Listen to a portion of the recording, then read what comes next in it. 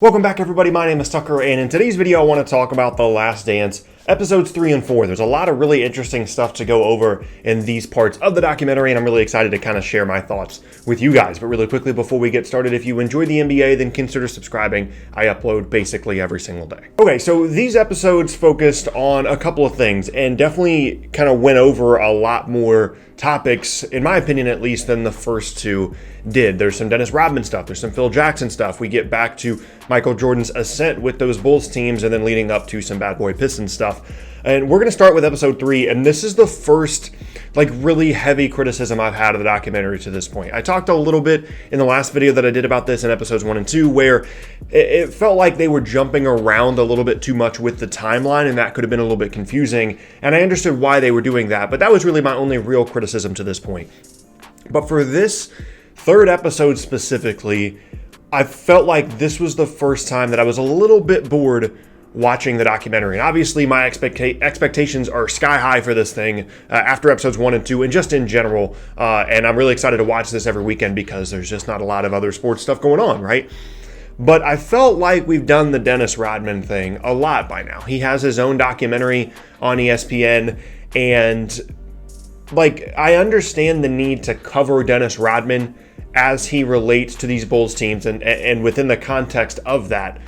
But I didn't feel like it was necessary to continually go over everything that went on with him leading up to the Bulls and some of the behind the scenes stuff as well. I don't know. For me personally, I would have been much more invested in that third episode if they focused a little bit more maybe on the Phil Jackson stuff and how he became the coach. It was just a little bit too much Dennis Rodman for me because we've already had so much Dennis Rodman content. Like I said, having his own documentary, and a lot of that felt like, okay, we've seen this stuff before, maybe we should just move on. Now, even with that little bit of criticism, I still really enjoyed episodes 3 and 4. Even though it was a little bit bored maybe in 3, felt like a little bit of filler, there were still some great moments, like when they showed everybody the interview that they had with MJ, and they were asking him about when Rodman asked for his vacation to Vegas, and MJ was like, yeah, he's not coming back if you do that. Showing those pre-recorded interviews to other people within their own interviews are some of the best parts of the entire documentary. So there were still some really great parts in that Rodman section.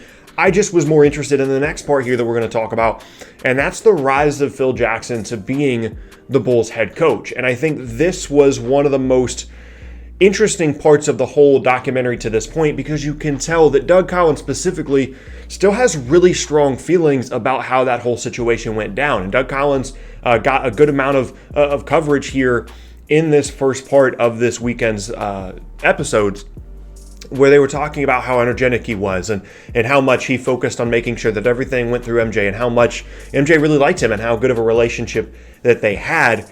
And they, are kind of an up-and-coming team. They make it to the Eastern Conference Finals and ultimately lose in what ended up being Doug Collins' last season as head coach. And Phil Jackson takes over as the former assistant coach, becomes the head coach. And there's a lot of behind-the-scenes stuff, and Doug Collins obviously doesn't want to get into it. And as I said, he still has a lot of feelings about this, and it's really interesting, how those feelings are so strong still for him. But it's implied, essentially, that Phil Jackson played the game behind the scenes, right? He kind of buddied up with Tex Winter. He learned the triangle offense. Jerry Krause wanted the team to play that way. It was in contrast to the way that Doug Collins wanted to play, and Collins even, didn't even let Tex Winter sit on the bench anymore. And essentially, Phil Jackson played the game. He buddied up with Jerry Krause. He learned the way that he wanted the game to be played and wanted to implement that, and ultimately gained favor of the front office, and most specifically Jerry Krause, in a way that Doug Collins never did. And you can't argue with the results, the championships and things like that. And maybe, they never have even remotely close to the same amount of success with these Bulls teams if they do keep Doug Collins, and maybe it ends up being the right decision. But it's very clear that for Collins, at least, it seems like an unfair situation, and it feels like an unfair situation to him now in these interviews as a coach that led this team or helped get them to the Eastern Conference Finals and generally was well liked by the players, specifically Michael.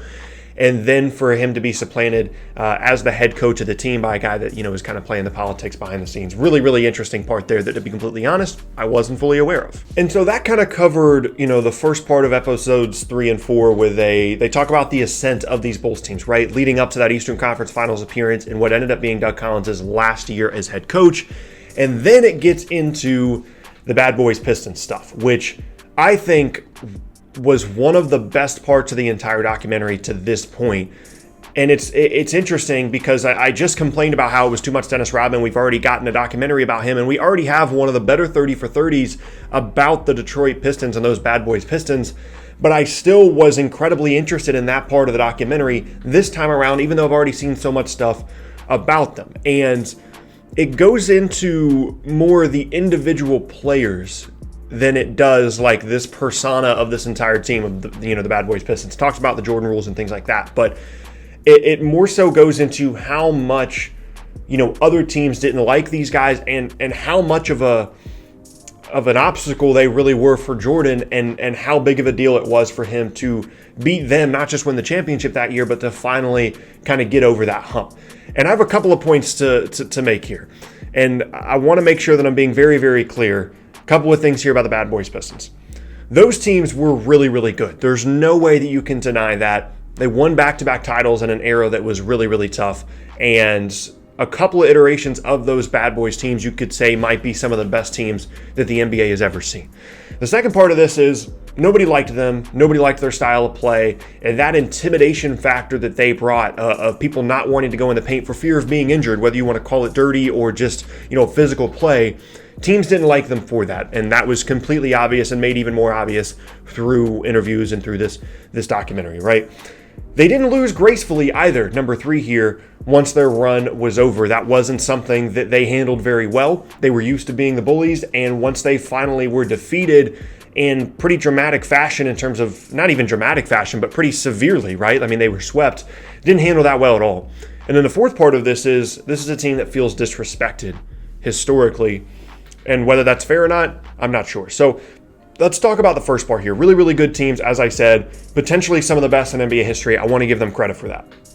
And as I said, there were also teams and players that were legitimately scared of the bad boys Pistons. They didn't want to go in the paint and get hurt, and that intimidation factor was a big part of what made them so good defensively. But the part that I really want to cover here is this idea that they are disrespected within NBA history. And I don't necessarily think it's like Pistons fans with pitchforks in the streets saying, oh my gosh, talk more about the bad boys Pistons. It's the players themselves, and a lot of it's Isaiah Thomas, right? And you could definitely make the argument that there are some circumstances within Isaiah Thomas's career that were not fair to him, and maybe he isn't recognized enough as one of the greatest players of all time, maybe a top 25 player historically. And some of those situations are, for example, like not being on the Dream Team a couple years later because MJ just didn't want him there because of a lot of the circumstances that are covered in this part of the documentary. And I'm willing to admit that, yeah, he's probably a pretty underrated player historically. But it's so ironic to me and hypocritical, to be completely honest, that they and he are upset about how they're remembered within NBA history, because we talk about them as back-to-back title-winning teams. They have an entire documentary about them, and they've gained more respect historically over the last 10 to 15 years. And they are, the fourth most memorable team of that era. I mean, you've got the Magic Lakers, you've got the Larry Bird Celtics. Those are always going to be up there as the teams that saved the NBA and brought the NBA into a more modern world and created the league that we now see. And they are, maybe the two most important figures in the history of the game. And then also, you've got Michael Jordan, who is one of the best players that's ever played, depending on your evaluation of him, right? And then you've also got the Isaiah Thomas Bad Boys Pistons. And when you're going to be compared to those three figures in NBA history, you're probably going to come up fourth a good amount of the time. That's just the way that it is. But that's not really my issue here.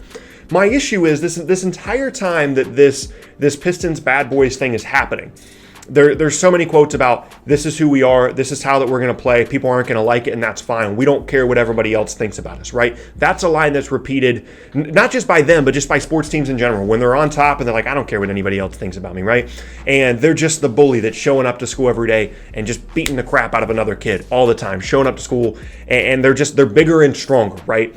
But then 2 years later, when the kid that was being bullied shows back up to school and he's hit a growth spurt and he's bigger, and they end up sweeping the Pistons out of the playoffs and the Bulls are so much better now, they don't handle that well at all, right? And they walk off the court, they don't even shake hands. And I mean, I think they can now admit, I would appreciate it if they would admit, looking back, hey man, yeah, we should have shaken hands.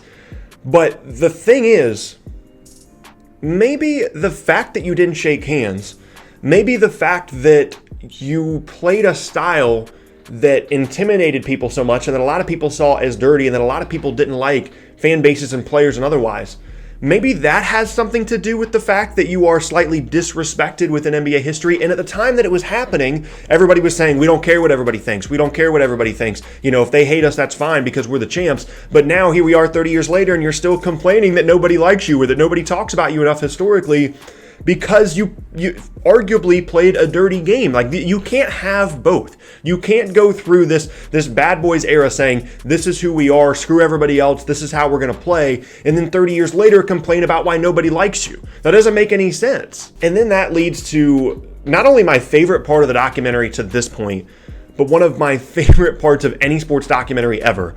And they go and do that thing where they show someone else a pre-recorded part of an interview. So they go to show Michael Jordan a pre-recorded part of Isaiah Thomas's interview when they ask him about walking off the floor and the handshake thing.